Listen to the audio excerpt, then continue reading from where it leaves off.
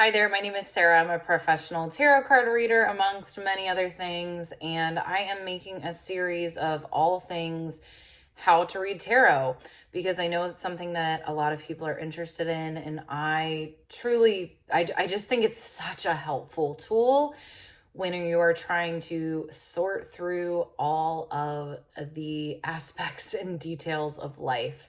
It has helped me so many times, from just minor situations and moments to massive life changes. I've been able to go to my deck and get clarity. And so I just really want to help other people learn how to do the same for themselves. Okay, so what I'm going to talk about today, this should be a shorter video, is just some easy tarot spreads that you can use when you're learning to read tarot, or even when you are a seasoned reader. These are still my go-to spreads when I read. They still work super well. What I will say is a couple things. So first off, you will see a lot of readers, especially like on here and on social media, that kind of just pull out a bunch of different cards. So they'll have like 15 cards on their table. And sometimes I do that. I do. I will say that I am 100% guilty of that. And that's fine. There's nothing wrong with that. Especially if you're a more seasoned reader, you can kind of handle that.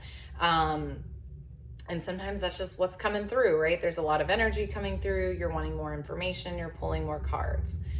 I don't recommend that that's something that you do from the get-go, even if it looks really cool, right? I think sometimes people do it, especially like on social media, to kind of look a little bit more exciting, because if you were only to maybe pull 3 cards, it's not all that exciting, right? But I find the less cards that you pull, you can actually get a lot more detailed into your reading, because you're not distracted by all of these different cards, right? If you only have a few cards to work with, you really need to delve into each card and get as much information as you can.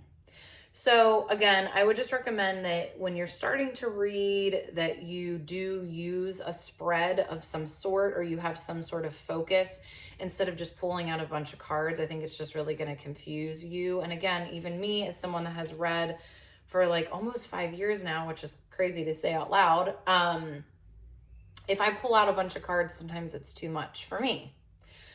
Okay, so I'm going to give you technically 4 spreads. The one is not really a spread, but I'm going to give you 4 different options of how you can start pulling cards for yourself or for other people. Again, I really recommend, if you're going to pull for other people, to, feel prepared to do that, feel knowledgeable enough to do that. I think it's fine, to pull for your friends and things like that. But if you're going to charge money or do anything like that, you want to make sure that you really feel comfortable with just your relationship with the cards. Okay, so the first spread is super easy. It's that you ask a question and you pull 1 card. So you can either, a lot of people will just say, what is my card for the day? What is the energy of this day? What do I need to know today? But with tarot, whenever you can ask a question, you're always going to get a better reading, because when you can have a little bit of a focus to what that card or what the cards could mean, and this is always the case, right? It's going to give you a better reading. Just think about it. If you're just thrown, like if you just heard one sentence and you had no context, right? If someone just said one random sentence, maybe out of a book to you, it could be a really significant sentence in that book. But if you don't have the context of the rest of the book, it means nothing to you, right? Context is everything. So when you're reading, again, whether for it's yourself or someone else, I really suggest that you have a question. So you can either just ask a question and pull 1 card, right? And then delve into the meaning of that card and how it might relate to your question. So that's your first option. Your second option is a very classic past, present, future. I love this. It's timeless, right? This can be one where maybe If you don't have a super clear question, it's kind of a good way to get focused and get centered in what's happening right now. It kind of, I feel like, orients you, because again, this is what was going on in the past. This is, kind of maybe what potentially you're going toward, and this is what's happening right now. This can be a really good, if you have a question around career, if you have a question around relationships. I mean, this really applies in so many different areas. So again, you pull a card for the past, the present, and the future. And then that way, you know the context of each card that you're pulling. So instead of just pulling a bunch of random cards and you don't really know what they're actually referring to, if you do the past, present, future, or another spread, you then have context for each card. Okay, so the next spread that you can do is the stop, start, continue. And this is really my personal favorite because I feel like it just gets to the nitty gritty. It just cuts right in there. I always say this is like kind of the cutthroat reading. It's not going to sugarcoat. It's just going to get right to the point. So again, stop, start, continue. And the way that, the thing is with this one is that, it's really up to you as far as kind of how you interpret that stop, start, continue. But what I find interesting about it is, let's say, you're like, I don't know what to do about this certain situation. Stop, start, continue illuminates a lot. So stop doing this, start doing this, continue doing this.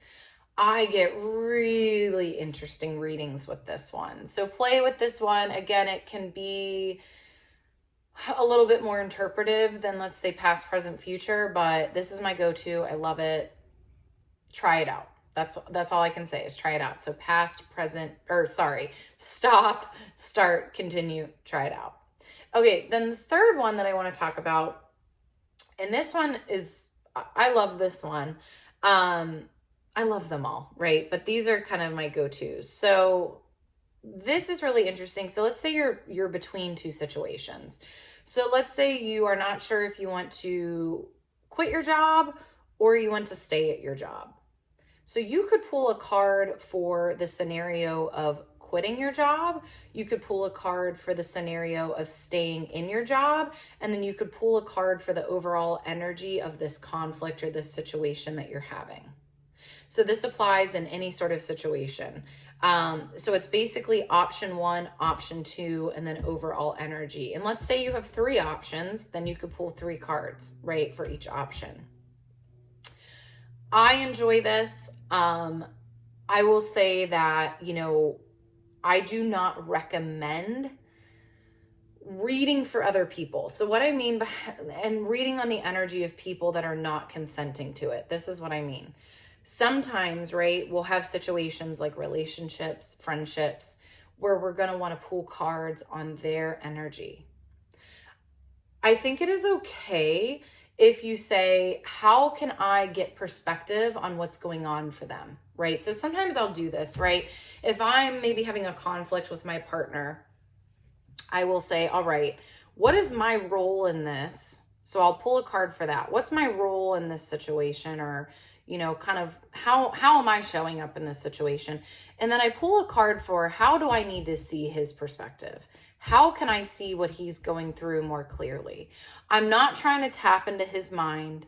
I'm not trying to force him to do something, right? I'm not trying to figure out how he's feeling. I'm trying to see what perspective am I not seeing about his situation. Does that make sense? So this is kind of a clear ethic that a lot of readers will talk about, is not trying to read on somebody else. So when you see these readings like, how is he feeling about you? Is he in love with you? That's all really unethical, because you shouldn't be trying to get into somebody's energy and mind and figure out how they're feeling about you or whatever, right? What they're going to do, what they should do. They haven't asked for the reading. But I do think what is okay to do and actually responsible to do is go, how can I better see this person's perspective? How can I better be compassionate towards this person? What am I missing in my relationship with this person, right? So that, again, is kind of this option 1, option 2, and then overall energy of the situation. So again, like with my partner, I would pull a card of, what's the overall energy of our relationship right now?